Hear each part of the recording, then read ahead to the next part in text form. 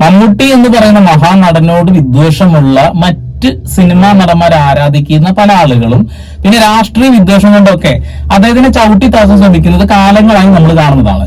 അതെന്തുകൊണ്ടാണെന്ന് വെച്ചാൽ അഭിനയത്തിന്റെ കാര്യം കൊണ്ടും ചാരിറ്റിയുടെ കാര്യം കൊണ്ടൊന്നും മമ്മൂട്ടി എന്ന് പറയുന്ന മഹാനടനെയോ ആ ഒരു വ്യക്തിത്വത്തെയോ തകർക്കാൻ കഴിയില്ല. അതുകൊണ്ട് തന്നെയാണ് ഈ ഒരു രീതിയിലുള്ള ആക്രമണങ്ങൾ അഴിച്ചുവിടുന്നത് എന്നുള്ളതാണ്.